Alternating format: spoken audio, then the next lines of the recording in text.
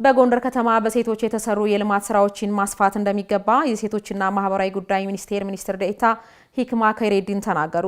በጎንደር ከተማ ኢኮኖሚያዊ ጥቅም በሚያስገኙ የልማት ስራዎች ላይ የተሳተፉ ሴቶች ተጠቃሚ መሆናቸውም ተነስተዋል።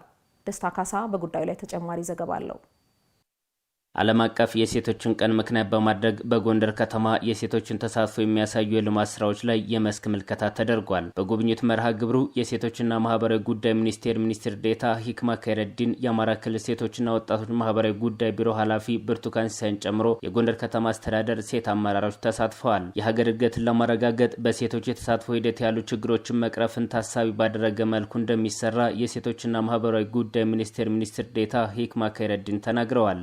ብልጽግና እናረጋግጣለን ነው። ብልጽግናን ለማረጋገጥ ደግሞ 50ውን የህብረተሰብ ክፍል ተሳትፎ ተጠቃሚነት ለማረጋገጥ ያሉ ማነቆችን በመፍታት የቀጣይ የተሻለ ነገር ይዞ መስራት ይፈልጋልና ስለዚህ ሴቶችን ያላሳተፈች ሀገር ለውጥና ብልጽግና ልታመጣ ትችላል። የጎንደር ከተማ አስተዳደር ለሴቶች ትኩረት መስጠቱን የሚያመላክቱ ስራዎች መመልከታቸውን ያነሱት ደግሞ የአማራ ክልል ሴቶችና ወጣቶች ማህበራዊ ጉዳይ ቢሮ ኃላፊ ብርቱካን ሲሳይ ናቸው። በራሳቸው አቅም እየቆጠቡ እየተበደሩ አቅማቸውን እያጠናከሩ ኔክስት ደግሞ መንግስት የሚጠይቁበትን እድል እያመቻቹ ነው ያለ። ይሄ በጣም ትልቅ ነገር ነው። ጎንደር ከተማ በአጠቃላይ ሴቶችን በኢኮኖሚ በማጠናከር በኩል እየተሰሩ ያሉ ስራዎች በጣም ጥሩ ናቸው። የተጀመሩ ጥሩ ስራዎች አሉ። በራሳቸው አቅም ግን በመንግስትም አጋር አካላትም ተጨምረው አሁን ሴቶቹ ካለው የኢኮኖሚ ችግር የሚወጡበት እድል በደንብ መመቻቸት አለበት። ኢኮኖሚ ተጠቃሚ በሚያደርጉ የልማት ስራዎች ላይ መሰማራታቸውን ያነሱት የጎንደር ከተማ ሴቶች በሚሰሩ ስራ ተጠቃሚ ስለመሆናቸው ያነሳሉ። ጥላተማርያም ተመስገን እባላለሁ። በጎንደር ከተማ የተቀናጀ እንስሳት እርባታ እየሰራ እንገኛለን። ዶሮቹ ወደ 47 ሺህ አሉ እዚህ ያሉት ማለት ነው። ኤክስፖርት እናደርጋለን ወደ ሱዳን እንቁላል። ስራው ውጤታማ ነው። ተጠቃሚ ነኝ። ከቤት ነው የጀመርኩኝ እርባታው። ዛሬ በ3 ብራንች አለ። የስራ እድል ፈጥሬ ያለሁ ወደ 137 የሚሆን የስራ እድል ፈጥሬ ያለሁ። በጣም ተጠቃሚ ሆኛለሁ። ከራሴ አልፎ ለሀገርም ቢሆን ሞዴል ሆኜ እየሰራው ገኛለሁ ማለት ነው። ሳዕዳ ይባላለሁ። የሴቶችና ህጻናት በ39 ሺህ ብር አበድሮኝ በዛ መነሳሻነት ነው እንትን ያልኩትኝ። ለውዛ አሁን እዚህ ጋር አለ እሱን ያቋጠርኩ ለየሱቆች ማስረከባቸው። ሴትነትን መደገፍና ማበረታታት ከቤተሰብ እስከ ማህበረሰብ እንደሚጠበቅም የጎንደር ከተማ ሴቶች ጠቁመዋል። በየእንትኑ በየዘርፉ ተሳታፊ ቢሆን ጥሩ ነው።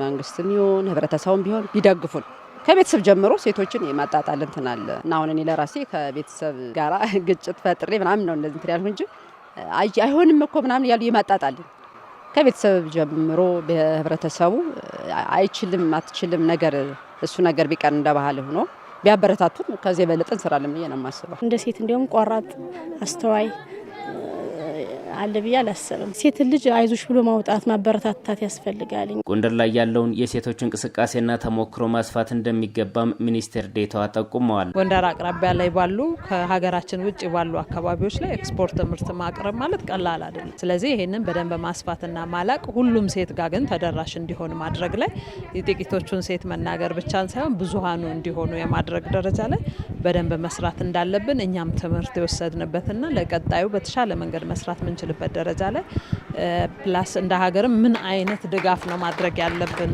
ምን አይነት የአሰራር ስርዓት ብናወርድ ሴቶችን ውጤታማ ያደርጋል የሚለውንም ጭምር የተማርንበትና ለቀጣይ ተልዕኮ ይዘን የምንነሳበት ምዕራፍ ሆኖ አግኝቼዋለሁ። በጎንደር ከተማ አስተዳደር የሚገኙ ሴቶችን ተጠቃሚ ለማድረግ ከተለያዩ ተቋማት ጋር በትብብር እየተሰራ መሆኑን የከተማ አስተዳደሩ ሴቶች ወጣቶችና ማህበራዊ ጉዳይ መምሪያ አስታውቋል።